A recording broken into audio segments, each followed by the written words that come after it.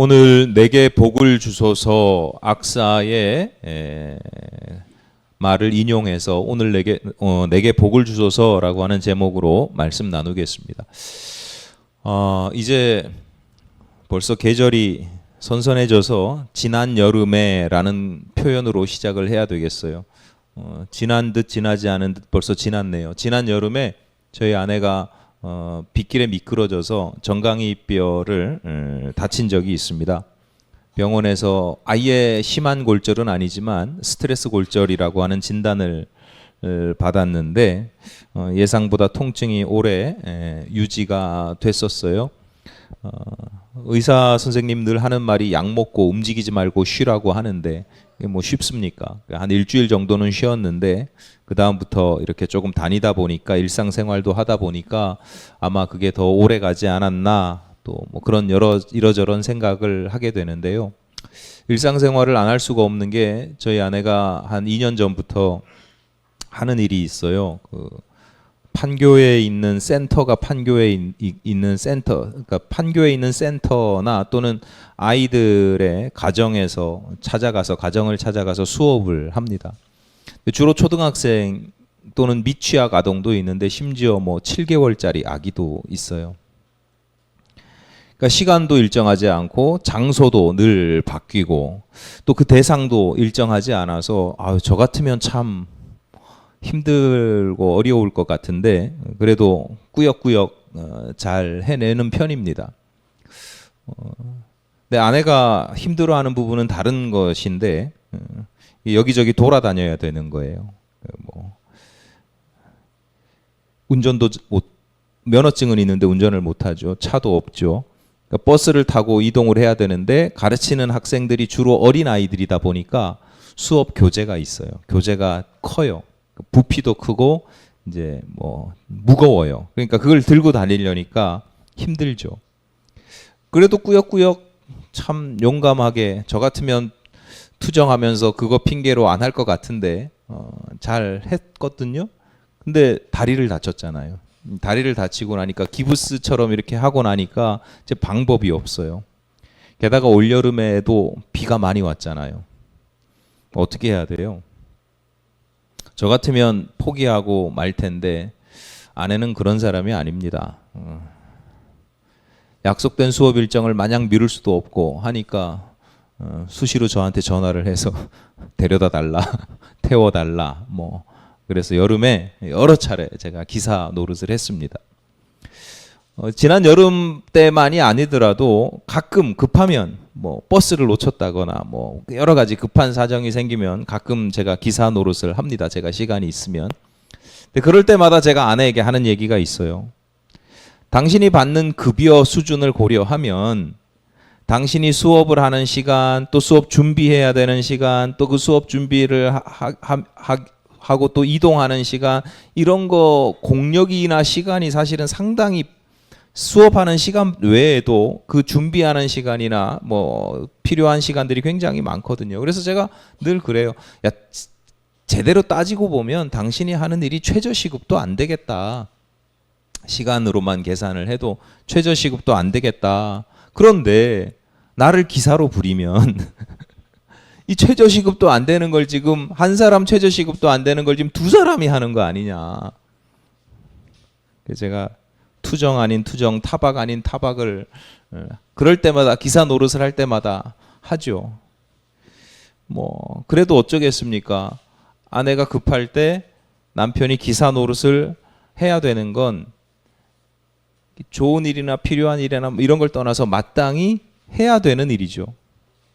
뭐 아내 입장도 마찬가지입니다. 뭐 일하고 싶겠어요. 놀고 싶고 쉬고 싶고 뭐 그래도 돈을 벌어야 되고 또 이미 약속된 수업을 미루거나 취소하지 않고 약속된 것 수업 약속을 지키는 것 그건 마땅히 사람이라면 마땅히 해야 되는 일이죠. 성숙한 사람이라면. 누구나 비슷하겠지만 저는 저에게 맡겨진 일, 뭐 어떤 일들이 맡겨지면 맡겨진 일을 한 3가지 정도로 제가 구별을 해요.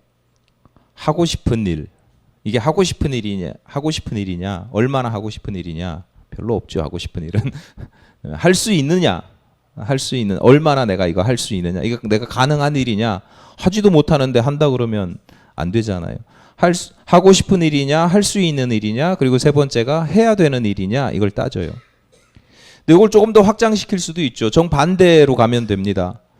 이거 내가 하기 싫은 일이냐, 또는 할 수 없는 일이냐, 또는 하지 말아야 되는 일이냐.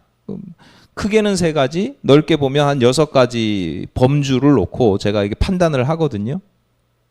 근데 현실에서는 명확하게 이건 많이 하고 싶은 일이야, 이건 내가 잘 할 수 있는 일이야, 이건 정말 하면 안 되는 일이야, 뭐 이런 식으로 명확하게 이렇게 딱 어느 극단에 가는 경우는 별로 없고, 그 6가지 범주의 기준 중에 어느 중간쯤에 끼어 있죠. 하고 싶은 일과 하기 싫은 일의 중간 어디쯤에 있고, 할 수 있는 일과 할 수 없는 일의 중간 어디쯤, 그리고 이거 굳이 내가 해야 되나 싶은 뭐 그런 정도의 일입니다. 다리를 다쳐서 움직일 수 없는 아내의 기사 노릇을 하는 것은 명확하게 남편으로서 해야 하는 일이라고 저는 판단을 했습니다. 그리고 비교적 내가 할 수 있는 일입니다. 뭐 기사 운전하는 거 어렵지 않으니까요. 할 수 있는 일입니다. 그런데 분명하게 하기 싫은 일입니다.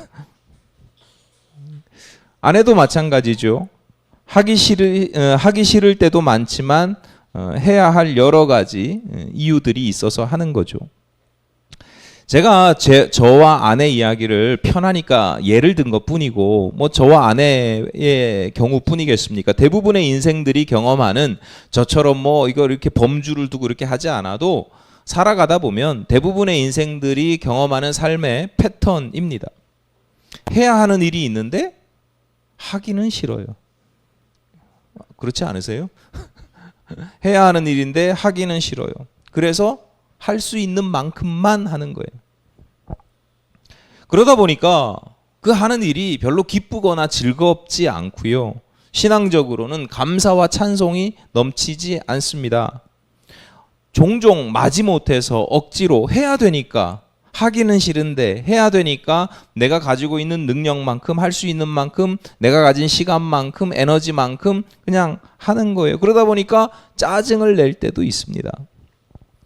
언제쯤이면 이 해야만 하는 일에서 벗어나서 하고 싶은 일만 하면서 살 수 있을까? 이렇게 궁리를 하기도 하고, 실제로 그런 자유를 얻기 위해서 돈을 번다 이렇게 이야기하는 경우도 있습니다. 하고 싶은 일을 하는 게 아니라 하기 싫은 일을 하지 않을 자유를 꿈꾸기도 합니다. 대부분 자유를 꿈만 꾸시더라고요. 그러면 여러분 잘 생각해 보세요. 내가 해야 할 일이 있다는 것이 나에게 불행한 일인가? 물론 내가 하고 싶지 않은 일이고 할 수도 없는 일인데 해야 되는 일이 있다라고 하는 건 굉장히 내 마음을 불편하게 하고 내 몸을 힘들게 할 수 있습니다.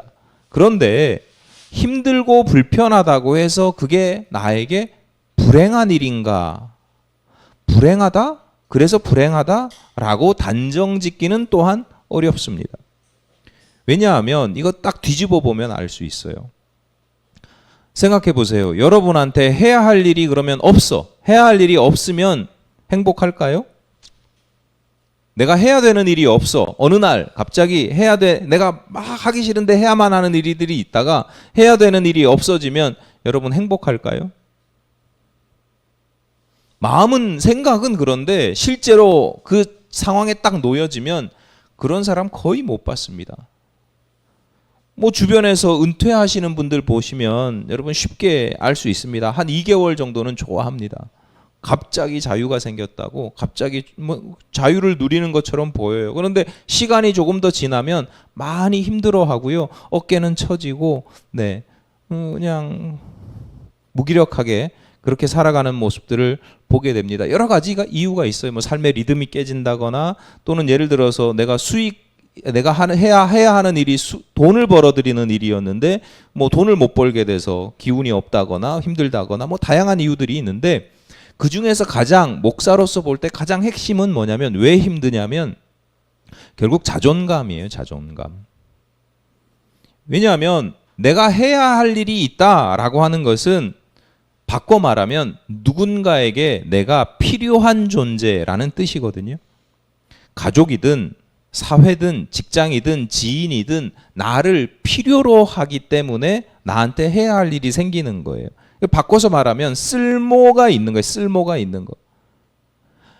아픈 아내의 기사 노릇을 제가 하는 것은 평소에 돈 벌어주는 데는 쓸모가 없는 인생이지만 그러나 그 기사 노릇이라도 아내 입장에서는 남편이 그나마 그거 하나 쓸 때가 있는 거예요.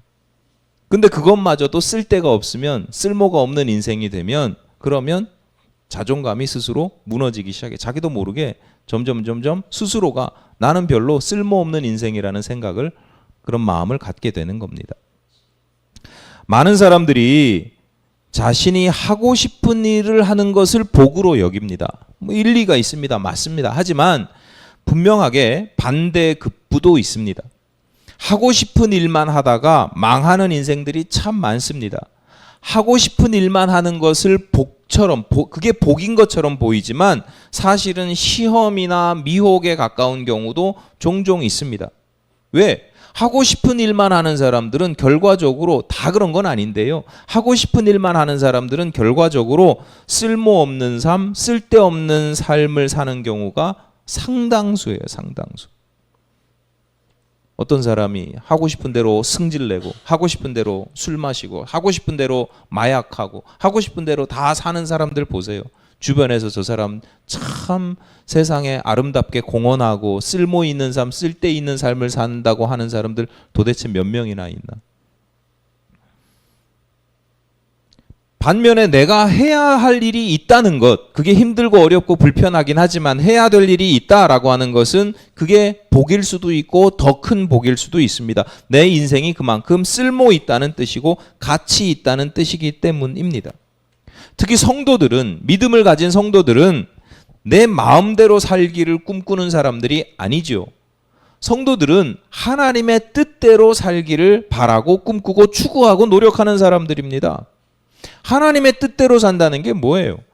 하나님께 쓸모 있는 인생, 그리고 하나님께서 허락하신 우리 공동체에서 가치 있는 삶을 살아가는 것, 필요한 인생을 살아가는 것, 그것을 지향하는 겁니다. 여러분, 복이라는 게 여러분 복을 구하는데 그 여러분이 구하는 복이 과연 어떤 것인지를 구별할 수 있어야 됩니다. 내가 그냥 잘 먹고 잘 살고 내 하고 싶은 대로 사는 게 그게 과연 복인가? 아니요. 기독교인들에게 진정한 복은 아주 사소한 부분이라도 누군가에게 쓸모가 있고 필요가 있고 그래서 쓸데있는 삶을 살아가는 게 그게 진짜 복인 겁니다. 내 하고 싶은 대로 다 해도 쓸데없는 짓 하고 쓸모없는 삶을 살아가는 건 그건 복이 아니라 화이고 저주라고 할 수 있습니다. 여러분, 내가 추구하는, 내가 구하는 복이 무엇인지를 늘 잘 바르게 설정을 해 놓으시고 그 복을 구하셔야 합니다. 하나님께서 모세를 통해서 400년간 애굽에서 노예 생활을 하던 이스라엘 백성들, 히브리인들을 탈출시키셨습니다. 광야에서 40년의 세월을 보내고 여호수아가 앞장서서, 모세는 광야에서 죽고 여호수아가 앞장서서 가나안 땅, 약속의 땅 가나안 땅에 들어가게 되는데 그 가나안 땅은 비어있는 땅이 아니었습니다. 이미 그 땅에 거주하고 있는 이민족들, 히브리인, 그러니까 이스라엘 백성들이 볼 때에는 이민족들이 그 땅에 살고 있었습니다. 그래서 그 땅을 차지하려면, 그 땅에서 살려면 그들과 싸워야 되고 그들을 무찔러야 되고 그래서 그 땅을 점령해야 됐습니다. 그 땅에 이미 살고 있는 사람들 지형이나 그 민족에 따라서 점령하기 쉬운 땅도, 비교적 쉬운 땅도 있었지만 만만치 않은, 정말 억센 사람들이 살고 있는 땅은 그 땅을 점령하기가 만만치 않았습니다. 이스라엘 사람들이 지파별로 그 땅을 분배받았거든요. 어느 지파는 어느 땅, 어느 지파는 어느 땅 분배를 받아요. 그런데 그 분배를 받았다는 것은 그래서 빈 땅에 들어가는 게 아니라 그 땅을 이미 차지하고 있는 이민족과 싸워서 그 땅을 점령해야 될 과제가 주어진 겁니다. 목숨을 걸고 싸워야 되니까, 리스크가 있으니까 또는 힘들고 어려우니까 불편하니까 일부 지파들은 그런 위험 부담이나 고생 때문에 땅을 받았는데 저 땅을 점령해야 되는데 전투를 미룹니다. 자꾸 그렇잖아요. 목숨 걸고 한번 이제 으쌰하고 싸워야 되는데 겁도 나고 어렵기도 하니까 자꾸 이렇게 여러분 해야 될 일이 있는데 부담스럽고 그러면 자꾸 미루게 돼. 내일부터 하자. 다이어트는 내일부터 무슨 숙제가 있어도 방학 숙제가 있어도 내일부터 하다가 이제 끝까지 가다가 끝에 가서 못 하잖아요. 계속 미루는 거예요. 미루기도 하고 심지어 어떤 지파는 내가 할당 받은 저 땅이 너무 점령하기가 힘들고 어렵고 무섭고 막 그러니까 다른 땅을 찾아가요. 비교적 점령하기 쉬운 이렇게 막 정탐을 하다 보니까 저기가 쉽겠다. 그래서 저기 약속받지 않은 땅에 가서 그 땅을 점령하는 그런 모습들, 쉬운 방법을 찾아가는 거. 우리도 그렇잖아요. 어떤 어려운 일들이 있으면 어떻게 좀 쉽게 다른 방법을 찾아가는, 우리 일상에서 종종 볼 수 있는 그런 모습들. 해야 하는 일, 하라고 하시는 일이 분명히 있는데 하기가 싫어요. 그래서 미루거나 꼼수를 쓰거나, 딱 그 모습들을 이스라엘 지파들이 보여줍니다. 근데 이런 관점에서 보면 이스라엘의 12지파, 레위 지파를 빼고 12지파 중에 가나안 땅 정복 전쟁에서 가장 두각을 나타낸 지파가 있었는데 야곱의 넷째 아들 유다 지파입니다. 사사기 1장이 이렇게 시작합니다. 사사기 1장 1절이 여호수아가 죽은 후에 이스라엘 자손이 여호와께 여쭈어 이르되 우리 가운데 누가 먼저 올라가서 가나안 족속과 싸우리이까. 이 본문만 이 1절만 딱 보면 하나님께 여쭙는데 누가 선봉에 설까요? 누가 먼저 이 정복 전쟁에 선봉에 설까요? 하나님께 여쭙는 그 모습이 참 신앙적으로 그럴듯해 보이고 매우 신앙적이다. 그렇게 해석될 수도 있어 보이지만 앞서 말씀드린 것처럼 쭉 이렇게 정복 전쟁의 과정을 성경에서 읽어보면 결국 그렇지만도 않다. 그러니까 자꾸 미루거나 꼼수를 쓰는 모습들을 알고 이 구절을 읽으면 누가 선봉에 설까요? 내가 나가고 싶습니다. 알려주십시오. 막 이런 느낌이 아니라 하기 싫은데 누가 이 총대를 매야 될까요? 이렇게 여쭙는 그런 느낌을 볼 수 있습니다. 실제로 그렇지 않겠어요? 얼마나 무서웠겠어요. 훈련된 군사도 아니고 군인들도 아니고 노예 생활하다가 광야 40년 이제 겨우 넘어와가지고 이런 사람들이 얼마나 싸움이 무섭겠어요? 부담스러웠겠어요?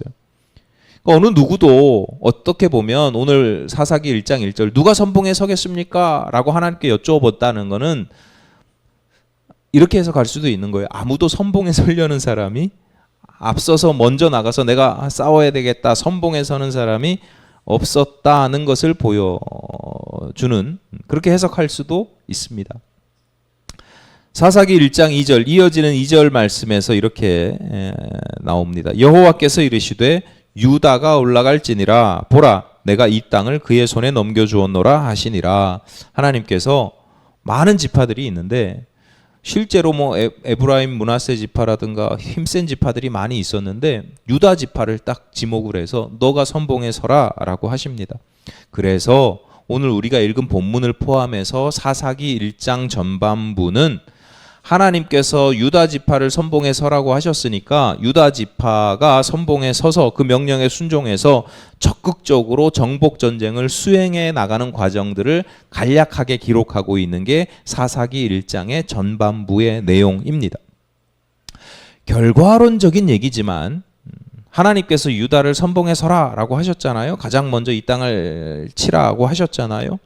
결과론적인 이야기지만 유다 지파가 차지한 땅이 나중에 이스라엘 전체, 이스라엘 전역 12지파가 다 차지한 전역에서 유다 지파가 정복한 그 땅이 이스라엘의 중심지 역할을 하게 됩니다. 요즘으로 따지면 수도권이에요. 수도권. 서울 경기 정도 된다 보시면 돼요. 가운데 땅은 아닌데 좀 남쪽 땅인데 서울 경기라고 생각하시면 이해하기가 쉽고 그 쉽게 얘기하면 노른자위 땅입니다. 노른자위. 이게 땅만 그런 게 아니고요. 영향력이라고 하는 측면에서도 유다 지파가 중심부 역할, 리더 역할을 하게 됩니다. 이스라엘이라고 하는 나라 이름은 원래 나라 이름이 아니죠. 원래 사람 이름입니다. 하나님께서 야곱에게 주신 별명이 너 이제 앞으로 이스라엘이라고 해라고 하는 야곱에게 주신 사람 이름입니다. 별명입니다.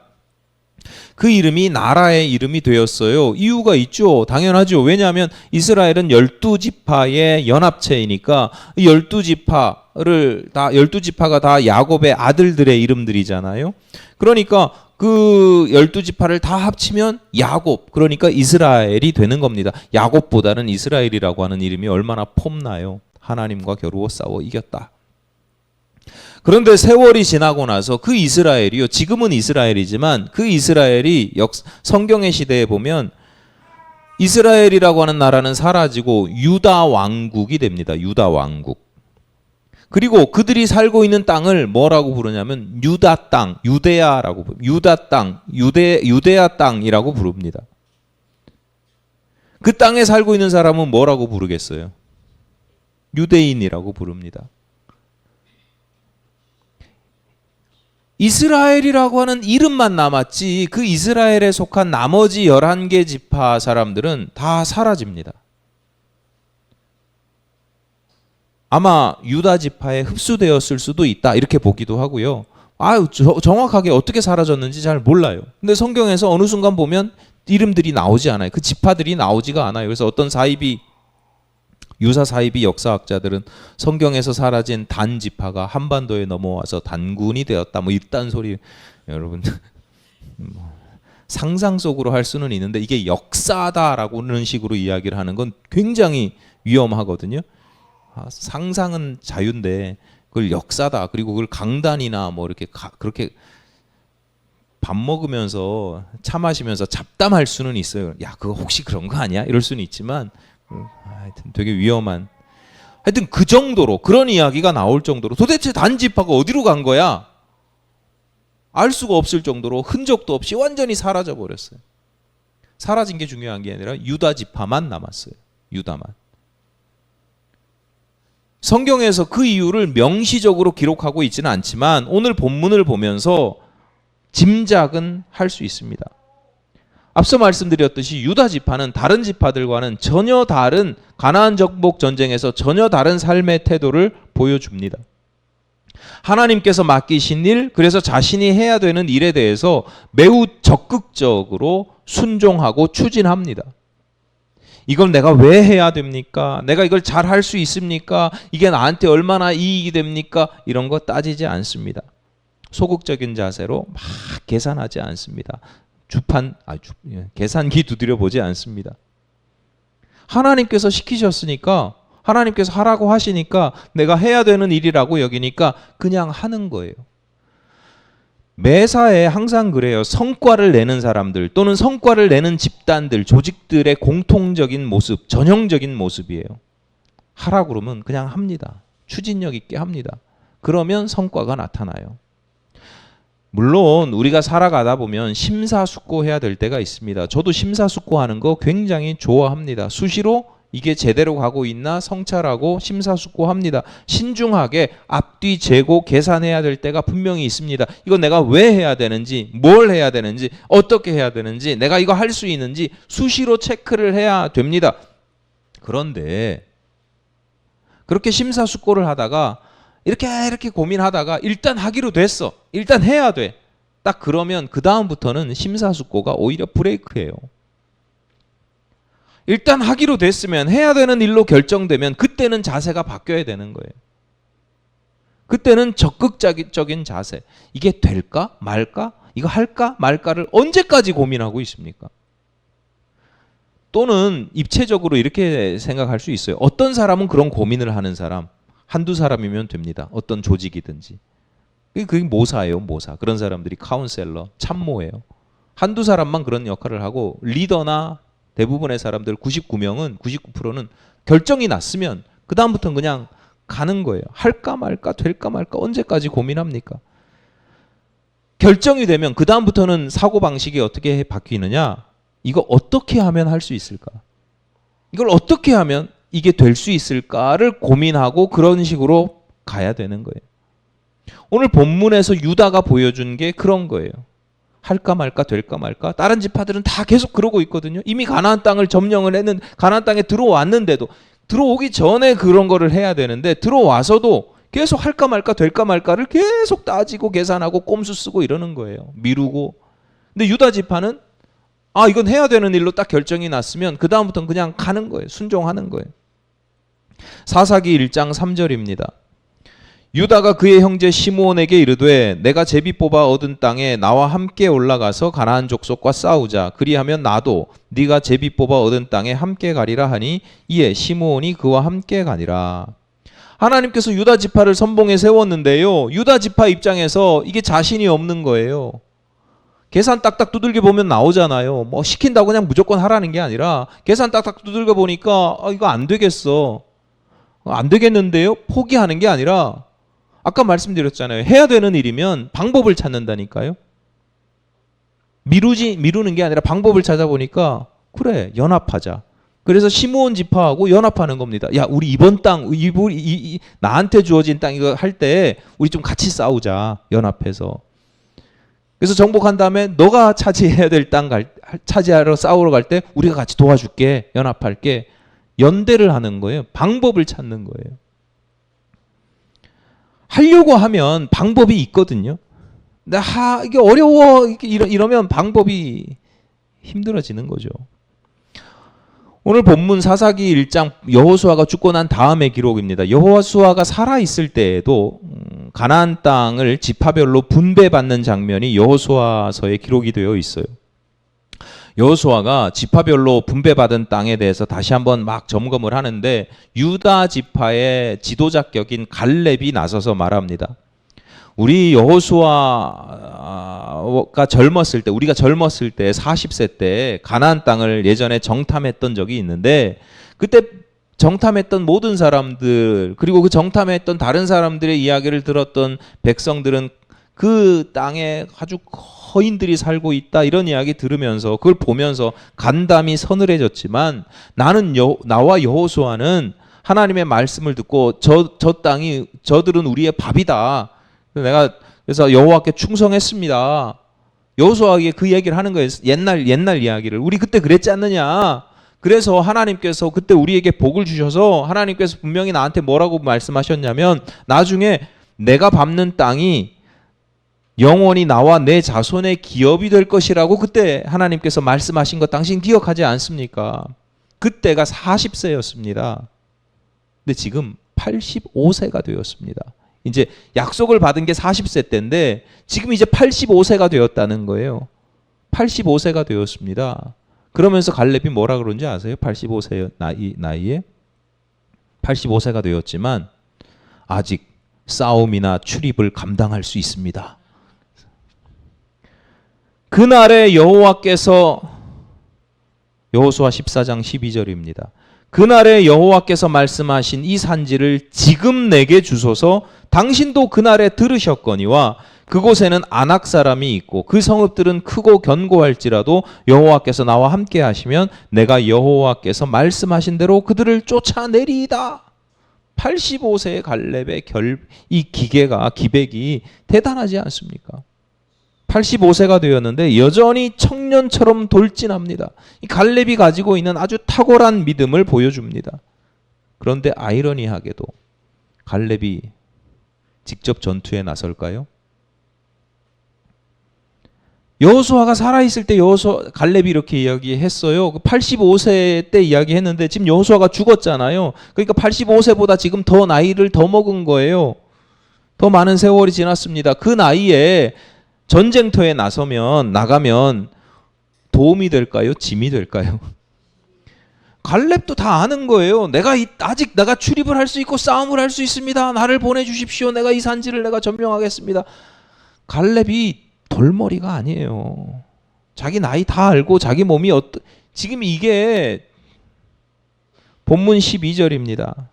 오늘 본문. 갈렙이 말하기를 기랴세벨을 쳐서 그것을 점령하는 자에게는 내 딸 악사를 아내로 주리라 하였더니, 갈렙이요 자기 지파 안에서 자기를 대신해서 싸울 젊은 용사를 구합니다. 내 딸 줄 테니까 용사 한번 나와봐. 이렇게. 여러분, 경부고속도로 누가 났어요? 박정희 대통령이 뭐 포크레인 사업 안 군인들하고 뭐 노동자들이 했잖아요. 근데 우리는 역사 속에서 박정희가 했다 이렇게 얘기를 한단 말이에요. 박정희 대통령께서 하셨다 이렇게 얘기한단 말이에요. 갈렙이 하는 거예요. 누구를 시키든 어쨌든 이 일은 갈렙이 하는 거예요.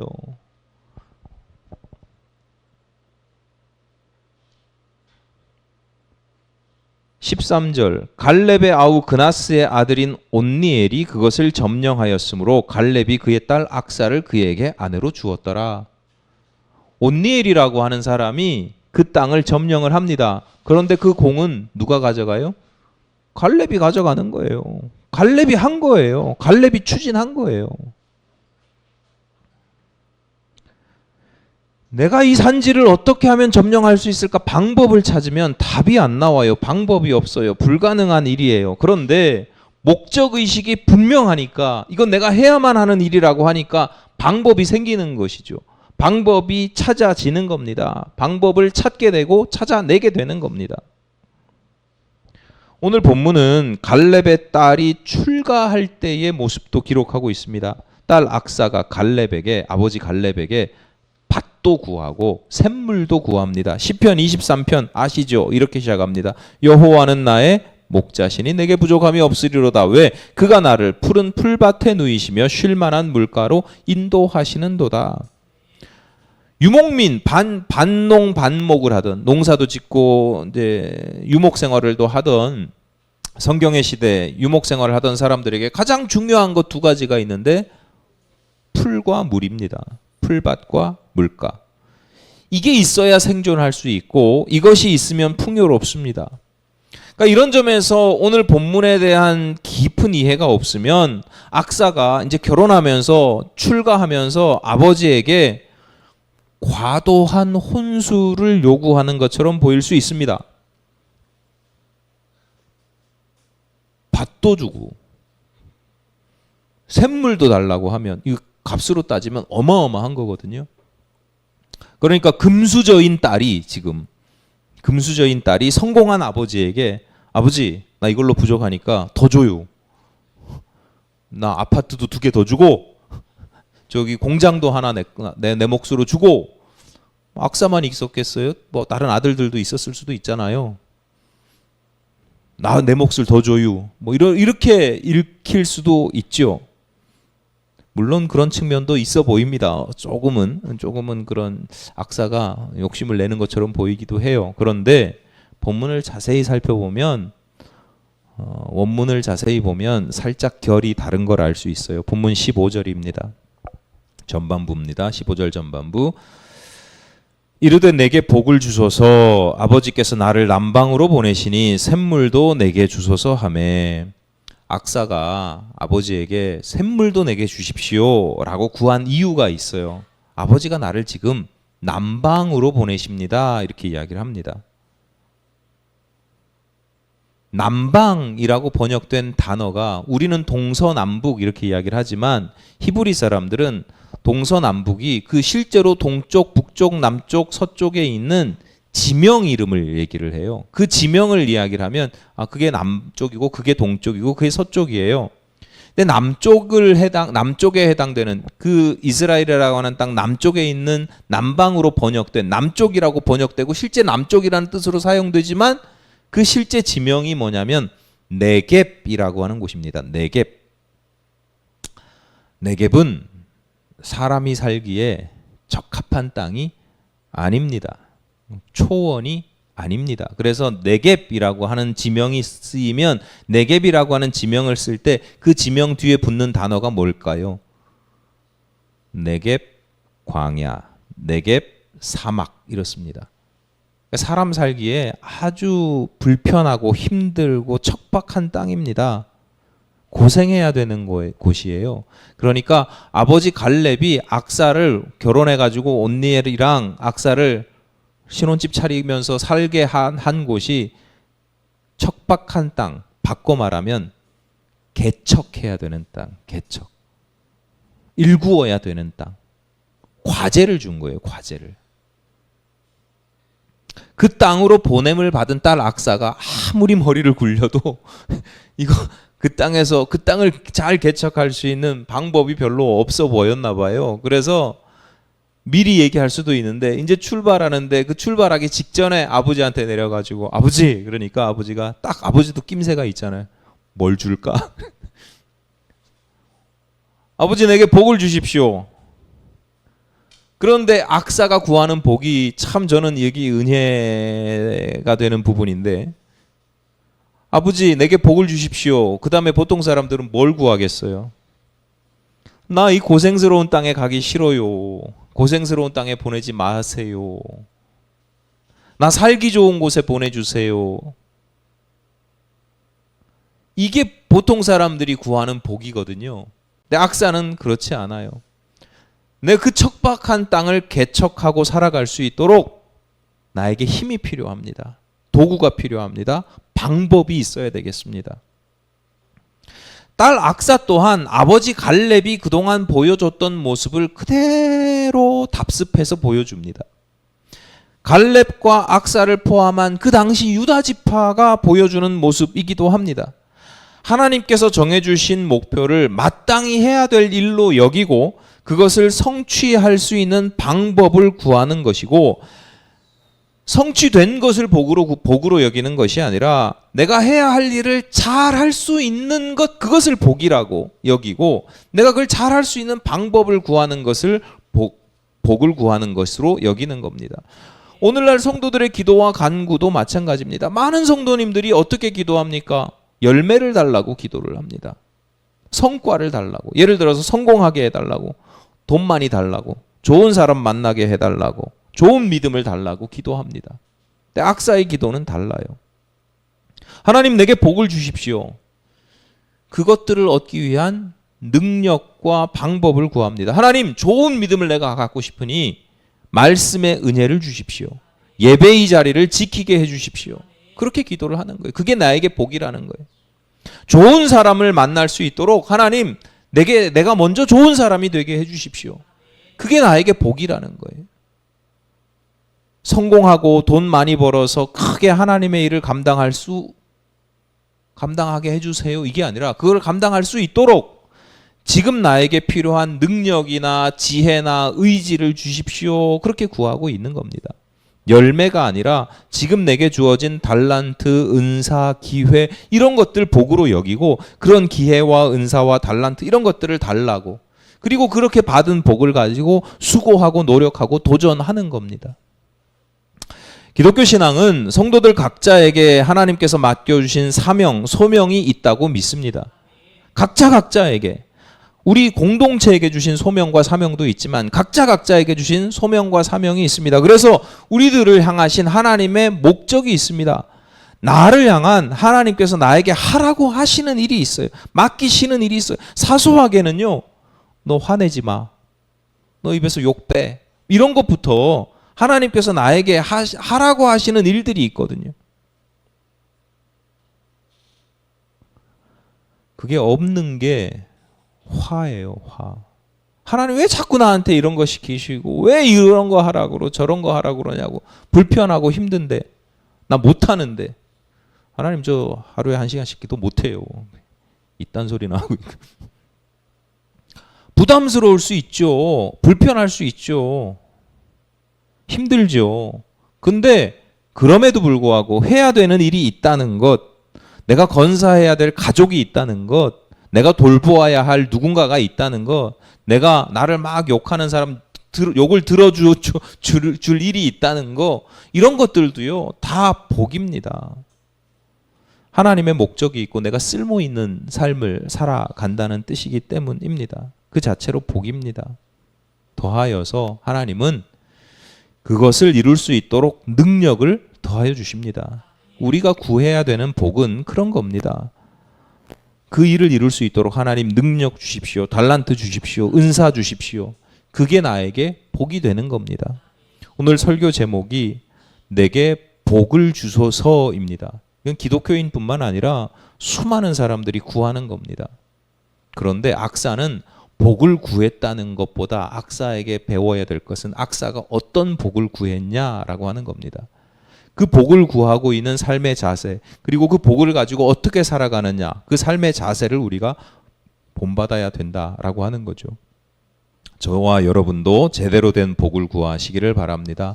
하나님께서 원하시는 진짜 복을 구하시고 그 복이 온전히 여러분의 삶 속에서 아름답게 이루어지고 성취되기를 간절히 바랍니다.